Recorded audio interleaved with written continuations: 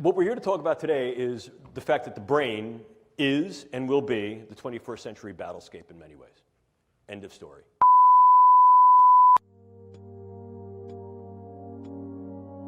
You will encounter some form of neurocognitive science that has been weaponized not only in your military career, but in your personal and professional lives. It is valid, valuable, and already in operational play. The brain is the current and future battle space. What's new about this is the in-close nature of this. Increasingly, we're not seeing these things as weapons of mass destruction against gross aspects of the population.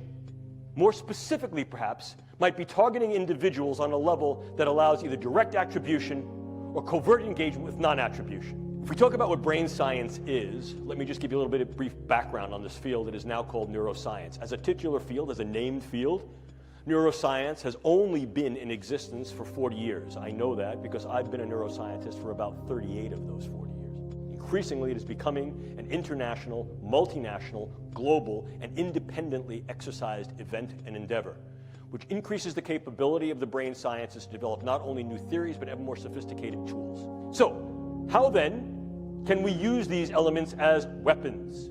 Means of contending against others. Formal definition of a weapon, probably the one that you've heard about most recently, most contemporaneously in the literature, is the possibility to use some form of directed energy to affect physiology peripherally and also to affect the physiology and health of the brain. Case in point here, U.S. Embassy personnel in Havana and possibly in China.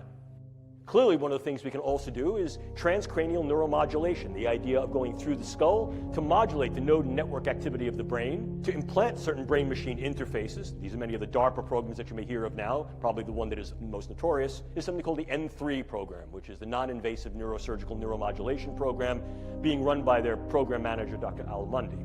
The idea here is to put minimal-sized electrodes in a network within a brain through only minimal intervention to be able to read and write into the brain function in real time, remotely.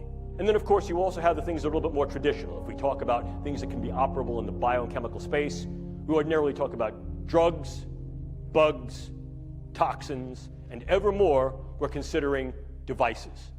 I can disrupt an individual from the level of their cell to their system, and disrupt individuals on a variety of levels, from individuals all the way up to the social fabric. Target a specific individual, change or eliminate that individual with very little attribution and trace, and be able to leave prior to any attribution.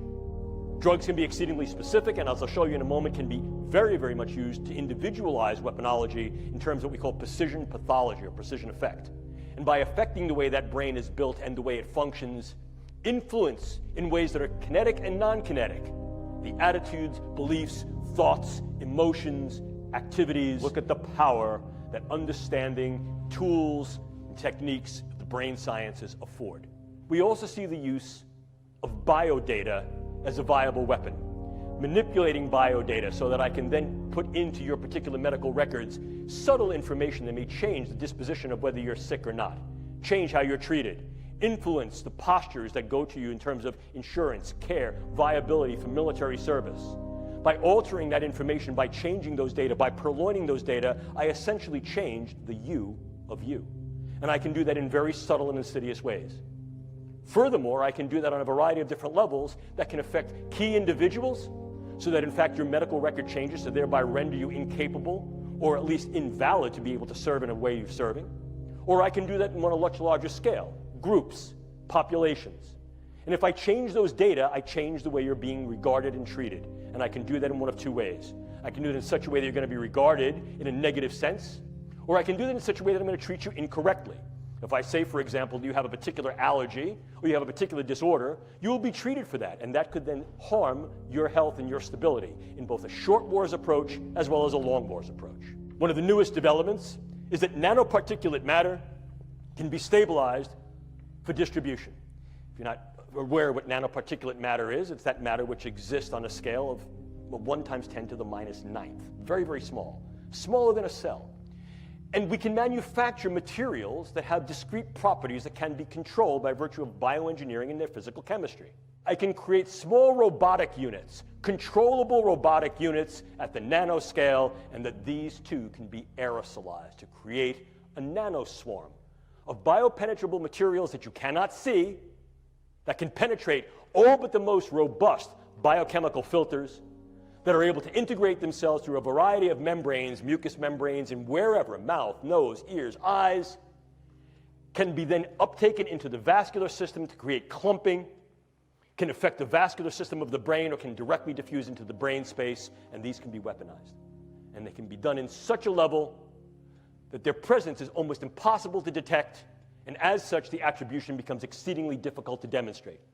We've come to the precarious position of opening the proverbial can of worms of if, how, in what ways, to what extent, and when these techniques and technologies will be used in weaponized intelligence and national security agenda. Are civilian ethics even viable any longer? And if we engage military ethics, what military ethical principles will we engage? How much of this material would I need? Take a look. This is the front of my pen. This amount of nanomaterial, if be able to maintain and sustain with regard to its deliverability and aerosolization, could in fact affect all of you, or based upon where I come from, New York City, all yous. Look at this. Look at this. I'm carrying that material. Would you see it? Would I have to lug a giant weapon into the room? No, I wouldn't. And what if, in fact, I utilized some form of an unmanned aerial device or unmanned ground device as a delivery vehicle? Something like a drone or a bug. Could I do something with that? But let's keep going. Could I also utilize a whole host of devices to be able to affect individuals close in, for example, during interrogations, during social engagements, during human terrain team engagements, or more remotely, in a room, in a theater, in an airplane, in a bus, in a store, in a mall? The answer is increasingly yes.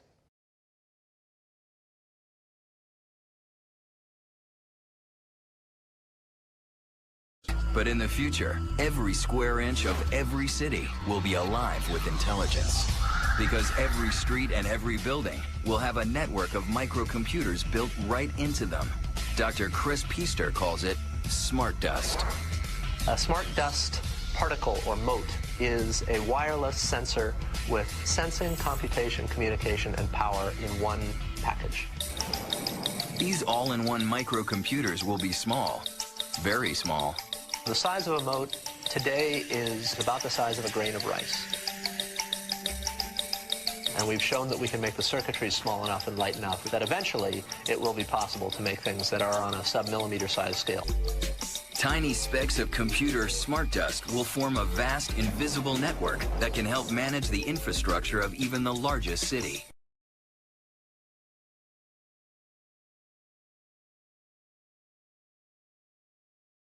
Smart cities in the future will take this low-power, inexpensive, small technology and basically distribute it everywhere. But smart dust will also allow buildings and streets to recognize you and respond accordingly. I think increasingly the environment will respond to who we are and adapt in consequence. The city will know where you are if you want it to. Your workplace will know you. Smart dust at the entrance will boot up your computer. And smart dust embedded in the elevator doors will automatically ring your floor. Smart dust is going to sense the environment and allow us to improve the way that we live our lives. No matter how we live in the future city, it will be radically different. Before you go, oh, that's the stuff of science fiction. No, it's not. Your brain is remotely tied, the cerebral cortex is remotely tied to a supercomputer for life, which monitors and manipulates all electromagnetic activity of the victim's brain. Linking brains to machines and creating machine brains. Is that something we can handle? You cannot compromise. You cannot negotiate. You cannot surrender to a computer. It will continue to do what it is programmed to do. Linking brains to the internet and data clouds that make an unlimited amount of information available to us all the time. It's called the information injection feedback loop. It's bidirectional, so they can upload, download at the speed of light. The system can, the supercomputer can. This information injection feedback loop, this neural link between the victim's brain and the supercomputer. A machine that has cognitive capability and emotional capability. Literally uses the first person singular I and tells us how it feels. A real, live, breathing, sensitive, and responsive entity, just like Pinocchio becomes a boy. If I stood before you 3 years ago and I told you this, I'd be like, here's science fiction that should start out with once upon a time. not science fiction anymore.